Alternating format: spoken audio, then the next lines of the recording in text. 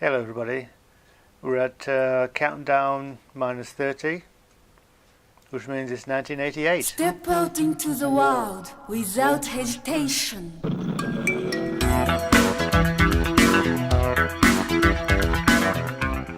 So, 1988, and here are a few things that I found out about that year, or that I remember.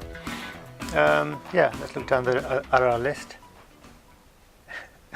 Yeah. Home and Away started that year, the other Australian soap opera.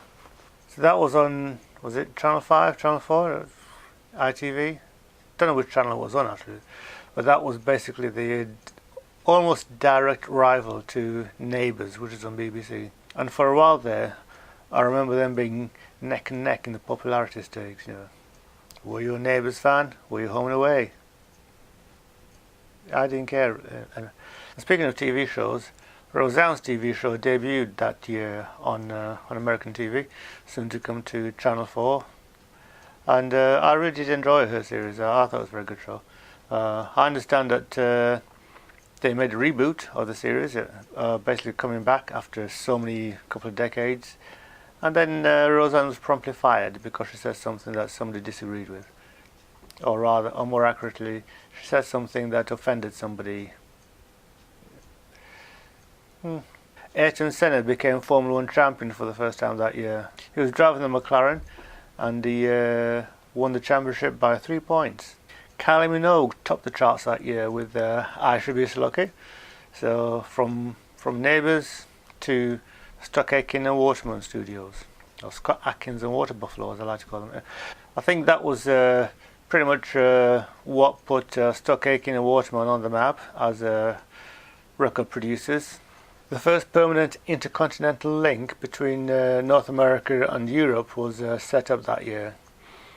This is to do with the internet and telecommunications. Pan Am Flight 103 was blown up that year and crashed down over Lockerbie in Scotland. That was one of the first big stories of his type that I'd ever seen on TV. The pictures were quite disturbing. Got the front half of the Pan Am 747 on the ground and the rest of it was elsewhere. Apparently it came down to Libyan terrorists who did it, and last I heard there were still trials going on about it even now. So Al-Qaeda was formed that year by Osama bin Laden. I'll say Al-Qaeda. I don't think Osama called it Al-Qaeda. I think that was what the Americans decided to call it as the code name for this thing, but apparently that's when it began, 1988. On more cheerful news, Space Shuttle Discovery was launched that year, restarting the shuttle missions into space. So amongst those who died that year were scientist Richard Feynman. You can see some of his lectures and stuff on YouTube right now. He was quite the brilliant communicator when it came to science. If you don't know anything about physics or that sort of thing, if you listen to him talking, you'll pretty much get an idea of what it's all about. Andy Gibb passed away that year, 5 days after his 30th birthday. So I'm like 2 decades older than him now. Wow. Divine died that year. You may have seen him in the movie Hairspray. Robert Heinlein, sci-fi novelist, and Roy Orbison also passed away that year. Also Enzo Ferrari, the man who created the Ferrari racing car, the Ferrari car company. I believe he had the mantra, race on Sunday, sell on Monday. So basically he used to build his own cars and race them back when he was a younger man, and he used to race them on the Sunday and sell the race-winning car on the following Monday. Go on to build a new one for the next race and so on. Seems to work for him. Amongst those who were born that year were Hayley Williams of Paramore, Emma Stone, the actress, Melissa Benoist, who I only mention because I've watched her in Supergirl. I don't watch it anymore, but I saw most of one season and it was okay. Rupert Grint, who you may have seen in various Harry Potter films.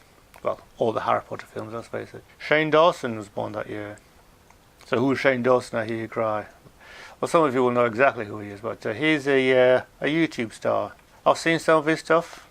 Not really impressed. Not exactly sure why he's so popular.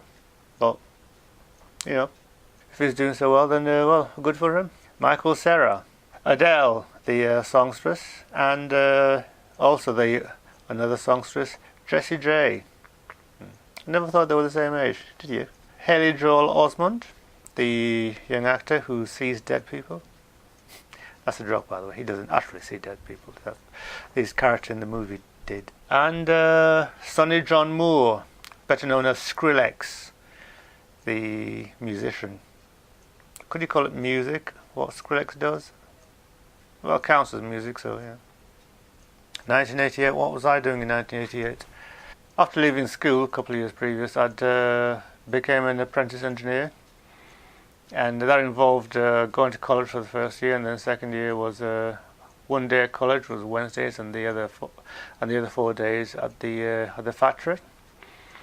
And I quite enjoyed it. I was working with milling machines and stuff, putting chunks of metal onto machines, getting it going, and half an hour later there'd be like a finally made piece of equipment which went on to be fitted into a large Axminster carpet loom. That would have been around the time when I first started listening to John Peel on the radio. Basically, it was suggested to me by a workmate at the place I worked, the engineering firm, and he was a big fan of the Ramones, and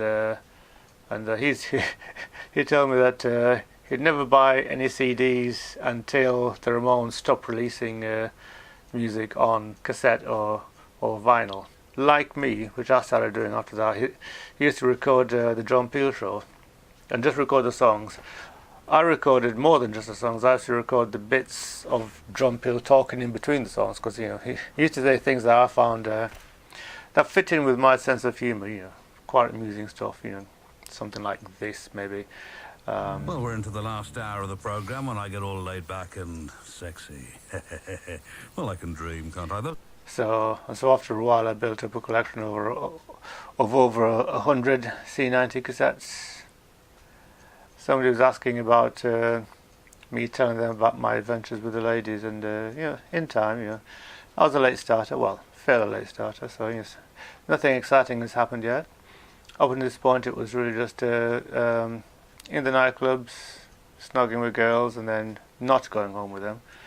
But anyway, when you were as naive as I was at that age, it's not surprising really. So that's the year that I turned 20, and interesting things coming ahead.